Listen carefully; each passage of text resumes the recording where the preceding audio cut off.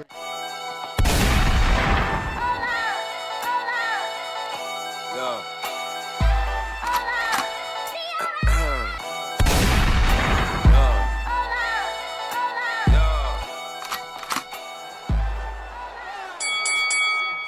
Welcome to Hitman Boxing. Hit that like and subscribe button. Also, join my Patreon account. We dropping some heat over there. So it looks like Anthony Joshua will not be facing Luis Ortiz next. Obviously, Jarrell Miller failed the drug test, or several drug tests, if you will. And he's been looking for a replacement opponent. A lot of people wanted to see Anthony Joshua fight Luis Ortiz. Lots of rumors going around saying that the PBC didn't want Luis Ortiz to fight Anthony Joshua, so they were blocking the fight. Now Luis Ortiz and his team have spoken. They said that they were in some slight negotiations with Anthony Joshua. There was never a contract sent.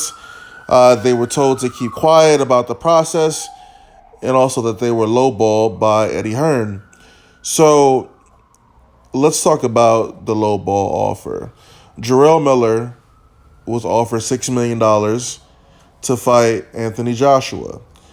So I'm wondering if they offered Luis Ortiz less than $6 million, which, in my opinion, is kind of disrespectful because Luis Ortiz is a bigger name than Jarrell Miller, and you stand to gain more from beating Luis Ortiz than you do Jarrell Miller. So that's what Luis Ortiz and his team are saying about the situation. There's two sides to every story, or at least two ways to see it. So, one side says they want the fight. Anthony Joshua has gone on record saying that he wants that fight. Luis Ortiz in the past has ran his mouth, about Anthony Joshua and said that he will fight him basically for nothing. So you could look at this in one of two ways.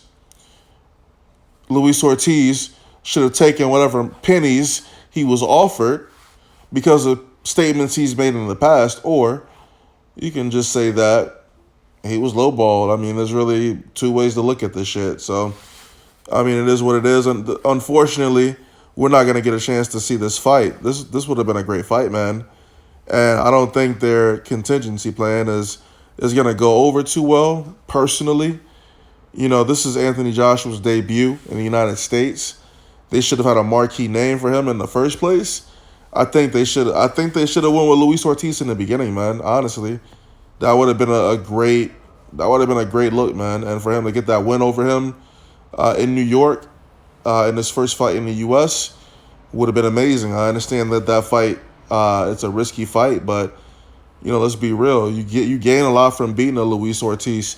We can sit and joke and say, oh well, Deontay Wilder beat an old, washed-up Luis Ortiz.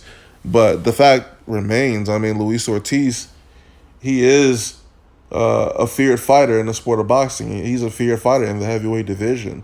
I've given Deontay Wilder credit for beating him, and I would have gave Anthony Joshua credit if he was able to beat him too. And I think it would have been a good look if he would have been able to beat Luis Ortiz in cleaner fashion than Deontay Wilder. I'm a big proponent of, you got side A, side B, difficulty negotiating a fight. Side A fights an opponent, and then side B fights that same opponent that side A fought, and beats that opponent in more impressive fashion.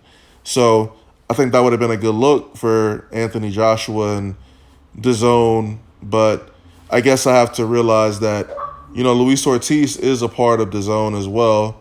Luis Ortiz is a part of the PBC. So that's another aspect. It was probably would have been difficult to make that fight on such short notice, considering, what we got going on with PBC and how they negotiate with, other entities that aren't PBC, really. I'm really upset that this fight's not going to happen. And I'm not excited to see what fight takes place. They're talking about Andy Ruiz. I'm not really interested in that, man. But there's literally nobody else that they could pick that would make a mark for Anthony Joshua in the U.S. I realize that a lot of Excuse me. I realize that a lot of a lot of people are coming from the UK to the US to watch Anthony Joshua fight. But if we're talking about people that are stateside, people that are here in America, you gotta come with a name that has some sort of name recognition. And at this point, Luis Ortiz would have been the best bet, aside from Deontay Wilder or Tyson Fury, two fighters of which you guys are not going to get on that card, due to more bullshit politics in boxing. But that's really all I got to say about that. It's hit or miss whether you want to believe Luis Ortiz saying that he was lowballed. It could have been a low ball. It could not have been a low ball. But, you jump at an opportunity to fight a world champion, especially since you're a southpaw and he's fucking orthodox. You would have been ready for that shit anyway. And this is probably going to be your last opportunity to win a world title or be in a position to win a world title. Though the PBC could eventually schedule a Deontay Wilder versus Luis Ortiz rematch, which is probably the route they're going to have to go, since the heavyweight division is kind of slim right now. But there's a lot of prospects on the way up, man, and they need time to mature and come into their own, just like these guys have had the opportunity to mature and come into their own. So, we're about to hit a little rough patch with the heavyweight division, especially if these dudes aren't fighting. And shit, if they do fight soon, it's like, well, what do we have to look forward to? So, I don't know. Hitman Boxing, drop a comment, like the video, subscribe. Let me know what you guys think of Luis Ortiz not taking the AJ fight. It is what it is. I'm not surprised. I kind of figured this shit wasn't going to happen anyway. Join the Patreon. The link is in the description. I'm out.